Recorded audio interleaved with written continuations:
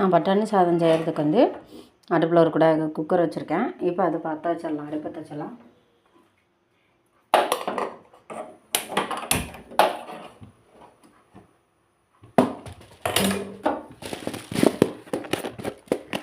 மசாலா அரைக்கிறதுக்கு கொத்தமல்லி 2 ஸ்பூன்,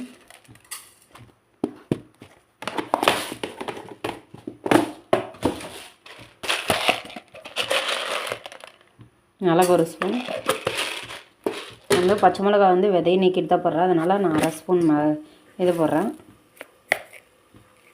சோம்பு 1/2 ஸ்பூன்,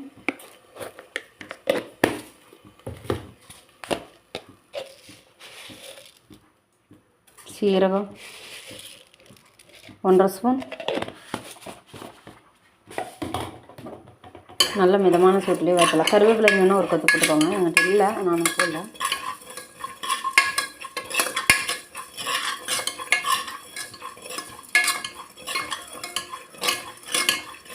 நல்ல மணம் வர வரைக்கும் வதக்கிக்கலாம்.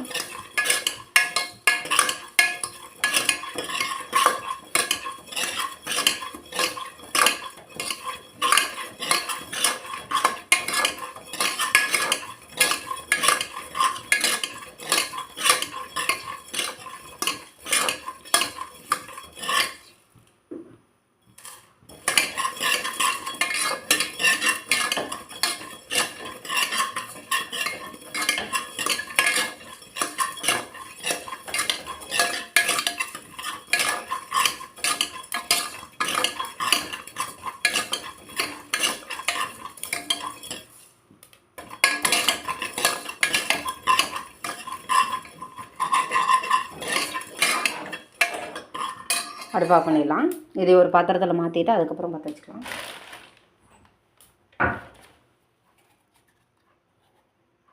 பாருங்க, 5 பல் பூண்டு, 5 பல் பூண்டு, சின்ன துண்டு இஞ்சி 2ஆக கட் பண்ணி வச்சுக்கிறேன். பாருங்க, இதையும் இடிகல்லில் போட்டுக்கலாம்.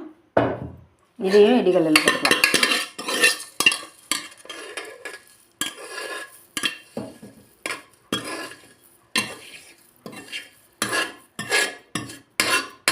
ஆறட்டு இடிச்சிட்டு வந்துடலாம். அதுக்குள்ளே நம்ம தாளி போட்டுடலாம்.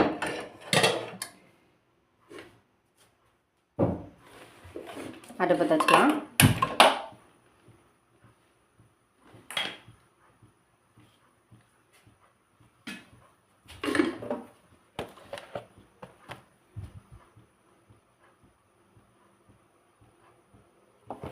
அதில் கடலெண்ணெய் ஊற்றிக்கலாம். நான் வந்து 4 ஸ்பூன் கடலெண்ணெய் ஊற்றிருக்கேன்.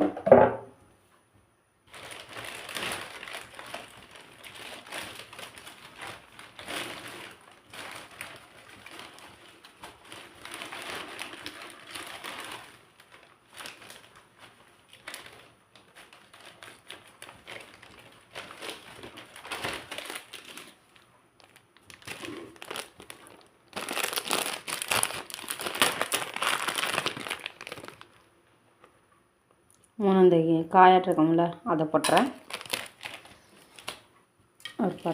இது இந்த காய் பூவு பிரியாணிக்கு போடுற இலையெல்லாம் எல்லாம் கொஞ்சம் கொஞ்சம் போடுறேன்.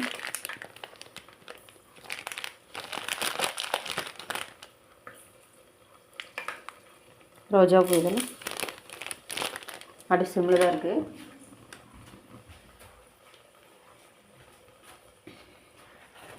வெங்காயம், பெரிய வெங்காயம் 2 பாதி பாதியாக கட் பண்ணி வச்சுக்கிறேன். பொடிப்படியாக அதே பற்றியும் ஒன்றும் பாதியாக கட் பண்ணி வச்சுருக்கேன்.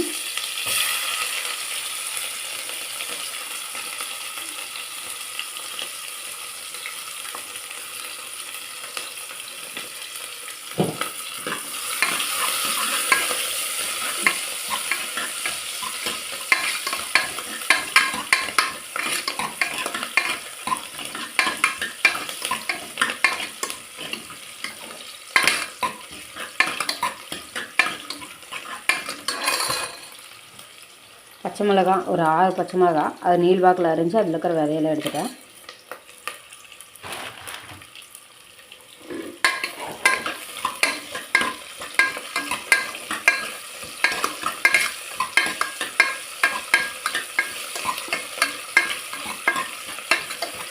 உங்களுக்கு எந்தளவுக்கு காரம் வேணுமோ அந்தளவுக்கு சேர்த்துக்கோங்க.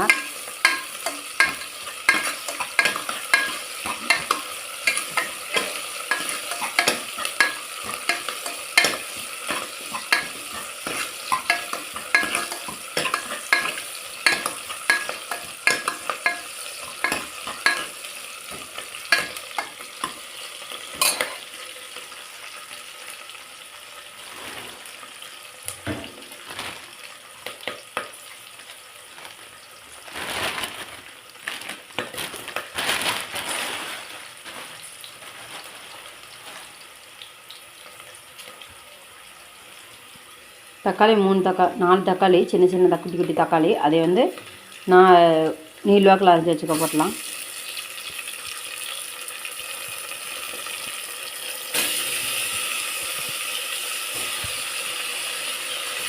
பெரிய தக்காளியாக இருந்தால் 3 போதும். சின்ன குட்டி குட்டி தக்காளியாக இருக்காங்க, அதை நான் 4 போட்டிருக்கிறேன்.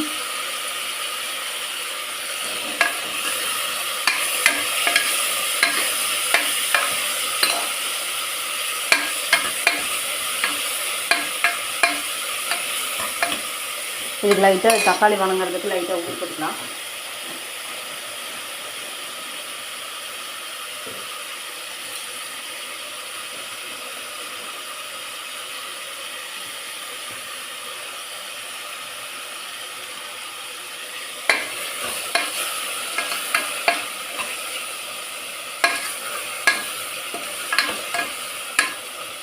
அடுப்பு சிம்மில் வச்சிடலாம்.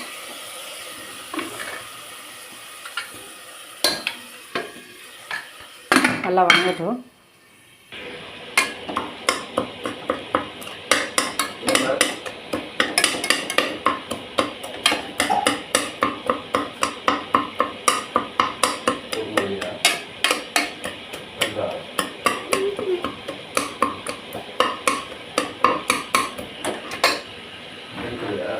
நம்ம இடிச்சிட்டு வந்து மசாலா போட்டுடலாம்.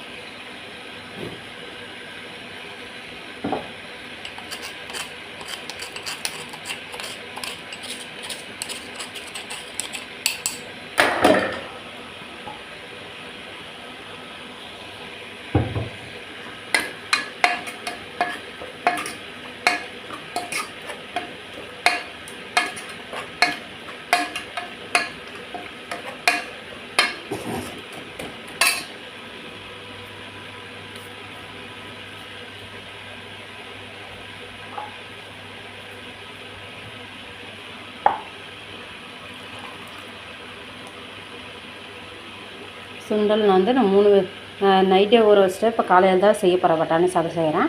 இப்போ வந்து நைட்டே ஊற வச்சிட்டேன். ஒரு நைட் ஃபுல்லாக ஊறி இருக்குது. இதையும் நான் 3 விசில் விட்டு எடுத்து வச்சுருக்கேன். இதையும் இதுக்குள்ளே போட்டுருவேன். நான் வாங்கினது வரப்பட்டானிங்க, அதனால் ஒரு நைட் ஃபுல்லாக ஊற வச்சிட்டேன். இதில் வேகட்டும். அதுக்குள்ளே அரிசி கஞ்சி எடுத்துகிட்டு வந்துடலாம். அரிசி சோயா பீன்ஸ் எல்லாமே ஒரு அலை சமைச்சு எடுத்து வந்துடலாம். இங்கே 1 கப் தண்ணி ஊற்றிக்கிறப்போ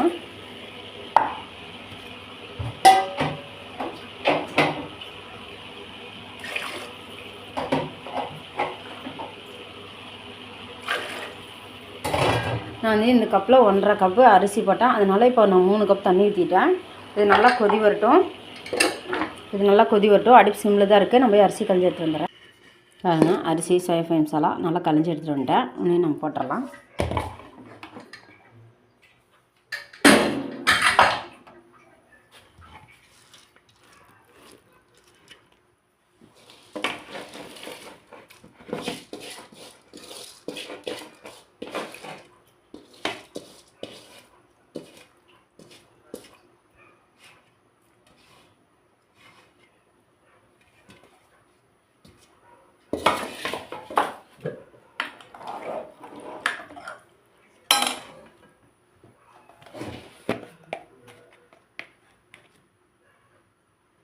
மஞ்சத்தூள் 1 ஸ்பூன். உங்களுக்கு தேவைன்னா போட்டுக்கோங்க, வேண்டான்னா விட்டுருங்க, ஆப்ஷனல் தான். இப்போ நான் இதுக்கு தேவையான அளவு உப்பு போட்டுக்கிறேன்.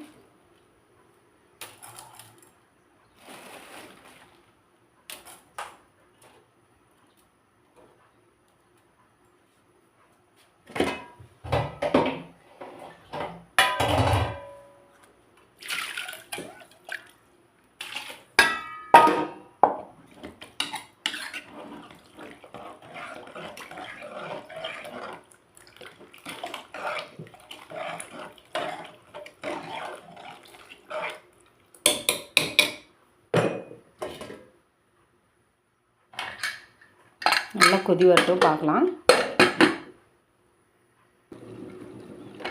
நல்லா கொதி வந்துச்சு பாருங்கள். உப்பு காரம் செக் பண்ணிவிட்டு செக் பண்ணிக்கோங்க. ஆனால் கலவாக இருக்கும். கொத்தமல்லி தழை போட்டுக்கலாம்.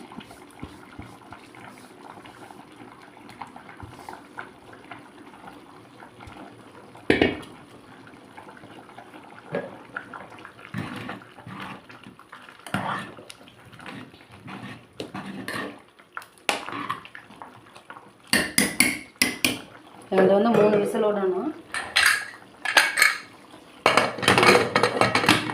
எங்கள் அரிசி பழைய அரிசி, அதனால் நான் 3 விசில் விடணும். நீங்கள் 2 உங்கள் சாப்பாட்டை பொறுத்த அளவுக்கு எப்படி இருக்குதுன்னு பார்த்துட்டு அதுக்கு தகுந்த மாதிரி நீங்கள் விசில் விட்டுக்கோங்க. பாருங்கள் 3 விசில் வந்து விசில் அடங்கிடுச்சு. இன்னைக்கு கழட்டிடலாம். பாருங்கள், நான் கருவேப்பிலை தழை போடல. உங்கள் வீட்டு இருந்ததுன்னா நீங்கள் போட்டுக்கோங்க.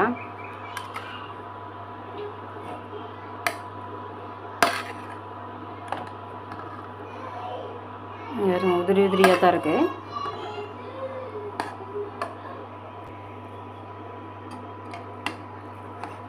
இது போல் செஞ்சு பார்த்துட்டு எப்படின்னு சொல்லி லைக் பண்ணுங்கள், ஷேர் பண்ணுங்கள், சப்ஸ்கிரைப் பண்ணுங்கள், கூடவே இருக்கிற பெல் பட்டனை கிளிக் பண்ணுங்கள். அப்போ தான் நாங்கள் போடுற வீடியோ உடனுக்குடனே வந்து சேரும். இது குழந்தைக்கு ஒரு தடவை செஞ்சு கொடுத்துட்டிங்கன்னா திரும்ப திரும்ப சாப்பிடாத குழந்தைங்க கூட விரும்பி சாப்பிடுவாங்க. அந்த அளவுக்கு டேஸ்ட்டாக இருக்கும். நான் அல்சர் இருந்தால் எச்சா தூண்டி விட்டுருன்னு சொல்லி தான் அந்த பச்சை மிளகாயில் இருக்கிற விதையை எடுத்துகிட்டு நான் போட்டேன். ஆனால் பச்சை மிளகாய் போட்டால் தான் டேஸ்ட்டாக இருக்கும் ரொம்ப, அதனால தான் போட்டேன். மசாலா நான் சொன்ன மாதிரியே நீங்கள் அரைச்சி போடுங்க. போட்டு பார்த்துட்டு எப்படி இருக்குதுன்னு சொல்லி லைக் பண்ணுங்கள், ஷேர் பண்ணுங்கள், சப்ஸ்கிரைப் பண்ணுங்கள், கூட இருக்கிற பெல் பட்டனை கிளிக் பண்ணுங்கள்.